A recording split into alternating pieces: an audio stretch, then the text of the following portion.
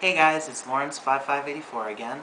About a month ago I put up a status update on Facebook and Twitter asking you guys if you had any questions about me that you wanted to have answered. Well, the polls are in and here are the top 10 questions.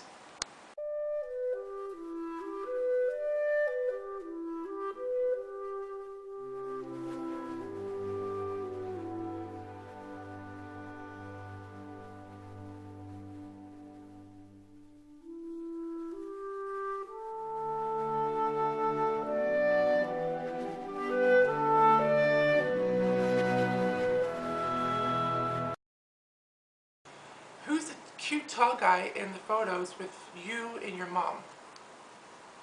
Wow, whoever asked this, you must know most of my exes, considering that's all everybody seems to ask. Short story, the tall, good-looking, muscular guy is my brother. I know that's hard to believe considering we look absolutely nothing alike. But yeah, that is my brother. Both same mother, same father, yeah. What's your ethnic background? I've actually been getting this question since I was about 4 months, well, not 4 months old, but since I was very young. In large part because whenever I was always seen with my great aunt who is Japanese. And a lot of my kids wanted to know, oh, so are you Japanese because you don't look it. The breakdown of my ethnicity, I'm actually quarter British, half Irish by two halves of, by both my maternal grandmother and my paternal grandmother, and also quarter Ukrainian. Why don't we ever see your dad in photos? The simplest answer is he is the quintessential deadbeat dad. He abandoned my family, my mother, my brother, and I when I was 4 years old. He came back into our lives for a period, however, he was incredibly abusive, particularly towards me. So when I was about 10, almost to 11 years old, I finally had enough, and I told him to basically take a hike. I told him where to stuff it. And I haven't had much contact with him since, ergo, he's not in the pictures. How many siblings do you have? It depends on what your definition of sibling is. If you want to talk simple biology, I actually have 3 other siblings. I have my younger brother, who is my full brother. Both my mom and my dad, we have the same parents. I also have 2 half-sisters by my father and his second wife. I don't consider them family per se, or siblings, simply because I've seen them a grand total of 2 times in my entire life. And we've just been raised so differently that I view them more like the children of acquaintances rather than, siblings. So technically 3, but in reality probably I view it as just 1. Why is it when you vent on Facebook, you rarely give context of what you're angry about? It's funny that this question got asked because a lot of people have actually asked this over the years. There's actually 2 basic answers to this question. The first one being that when given the circumstances of why I get angry, sometimes I can't elaborate into it, but I still feel the need to sort of express my anger, so I post my discontent in a very kind of generic form, so that usually the people involved are aware of it, so they kind of get the hint that I'm ticked off about the situation. The other side of it too is that I have a nasty habit of suppressing my anger, containing it till I eventually blow up. So when those incidents happen and I do post and I vent, I'm just so angry that I'm not even really aware of what I'm angry about. I just sort of need to express that energy and put it out there. Boxers or briefs? Well, I can show you right now, but yeah, just kidding. Generally, I prefer to wear briefs, although I don't have any boxers per se, but I do have occasionally boxer briefs, the ones with the longer legs. So to answer that, basically briefs with boxer briefs as a potential alternative on those off days. What weird behaviors or habits do you have? I actually know who asked this question, and I have to laugh at it because she knows better than anybody most of my quirks. Some of them, like the more interesting ones, for example, I actually, if I see or touch wet paper towel or wet Kleenex or anything like that, I actually will gag. I don't know why, but whenever, it's always trouble if I have to like clean. I never use a paper towel, I use an actual towel, because if I try to use a paper towel, I will start gagging and coughing. Another interesting thing about me is when I eat, I close my eyes without reservation. Like every time I have dinner, I'm literally like,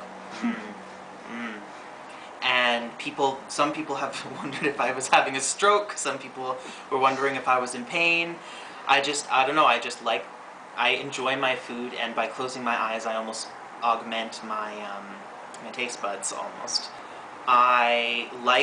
Another interesting thing about me is I like wearing gloves. I don't usually wear them, I'm not wearing them now, but I have this tendency to like to wear gloves. Even like in the heat of the summer, I like to wear gloves. I don't know why, but it's just a habit I've picked up. Another quirk of mine is I like to have, and this isn't so much, I used to be very gung-ho about it when I was a child, but not so much now. I prefer to have my food separated into the different groups. Like if say I'm having mashed potatoes, turkey or something, I like to have the turkey in one spot and the mashed potatoes in another, and I will only eat them in sequence. So like if I'm eating potatoes, I eat the potatoes until they're done. I then eat the chicken or whatever it is. I basically do not mix and match anything. What is your greatest fear? This is actually something I've talked with only a few people about, and it was actually conveyed perfectly in this old movie, which I can't recall for the life of me the name of, where there's a soldier who has a bomb explode near him, and he has both his arms and both his legs blown off, and he's horribly disfigured, so he can't speak, he has no way of communicating, and yet he's still alive. And basically they put this hood over his head, and he starts making these irregular like noddings of his head, and in actuality what it is that he's fully aware up here, and he's basically signaling in Morse code, kill me, kill me. And I think that's probably one of my greatest fears, is to be incapacitated to the point where I've become almost a prisoner of my own mind. Like that literally I cannot communicate even verbally, visually, not even blinking my eyelids, that I'm basically completely trapped in here. So that would be, I'd say, my worst fear. I see you wearing many different rings. How many do you have, and do any of them have special significance? Yes, if there's one thing to be said about me, is that I definitely love my rings. I love my bling. I have a whole collection of them. I've actually lost track of how many rings I have. However, I do have a couple rings of significance, which I'll showcase to you. The first one is this ring here. I got this ring at a Scottish fair last September, and I've always been a big fan of the Claddagh ring and the style. But when I saw this one, something about it really spoke to me, and I will go in future videos go into depth about it, but given some of my relationship troubles and stuff like that, I wanted to buy something to remind myself of my duty and dedication to myself.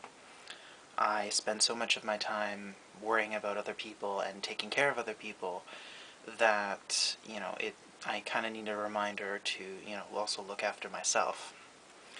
At the same fair, I also got this ring, which I got and promised that the next time I ever fell in love with someone, that I would give this to them as a token of affection. So, like, not just lust, but actual, like, genuine love. Another ring particularly important ring to me is this ring here. I got this ring near the Pinery the last time I went camping there with my brother.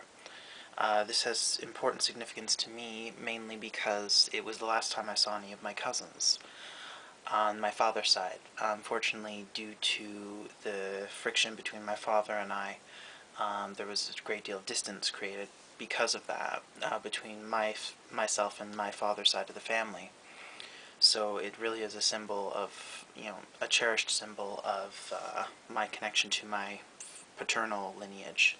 And then finally there's this ring here. This ring in particular has a very interesting history.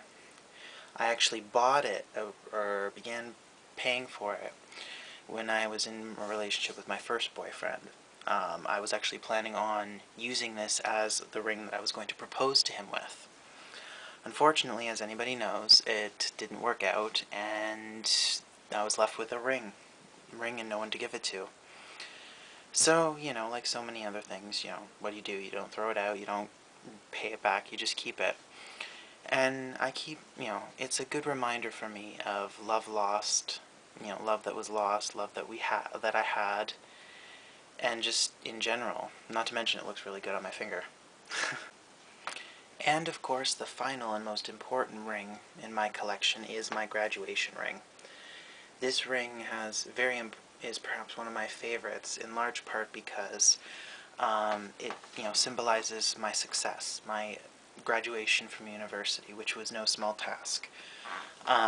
Also, the fact that I managed to do this, aside from help from my mom and a little help from my mom and my grandmother, I did a lot on my own. It was my first time really stepping out into my own and becoming my own person. As a reward, my grandmother and my mother worked together and they actually bought this for me, so it has a great deal of significance. I'm actually, unfortunately, I've not be able to wear it right now because my fingers have gotten too fat, but I'm hoping that in time that I'll be able to wear it again. Who are your favorite YouTube bloggers and why? It's a hard thing to say because I do have so many fellow vloggers that I'm so fond of. However, three vloggers in particular come up to mind right now. The first one is named RoyalJME. He and I actually were in a relationship at one point. That relationship obviously didn't last long, but he was instrumental actually in getting me from behind the camera, where I'd been for quite a long time, and actually bringing me out to the front of the camera. His most notable work in my career has been being the interviewer for the very first Christmas video that I did all those years ago. So I owe him a great deal for bringing me into this sort of field, if you will. My second choice for my favorite vlogger would be Shep689, also known as Will and RJ's channel. They're just a really entertaining, funny group of guys. Just two normal guys who happen to be in a relationship. It's always fun to tune in and see their antics or whatever. It's also a very powerful message of normalization to about the gay community, that we're not some abstract concept, that we're real people who live regular day lives, have jobs, go to school, all that, and really highlight how insignificant our sexual orientation is. Whenever I was going through a breakup, I would tune onto their channel, and it would make me feel better because, I'd look and say, you know what, they've found each other, surely there's someone out there for me. My final favorite for vloggers is, of course, a channel called Depfox, run by Jay and Brian LeFew, as well as their children Selena and Daniel. These guys are the embodiment of what I would like to be when I get older.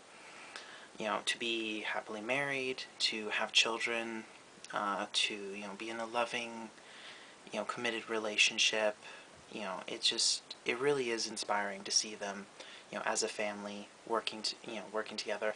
When I was growing up, I didn't have those options. I was under the impression that being gay meant that you had to give those things up. But more than that, in addition to sharing their lives with us, they are very active. I've received a number of emails from them which have been incredibly supportive and actually given me this, you know, kind of reinvigorated me to do YouTube vlogging again. So yeah, those are my 3 favorites.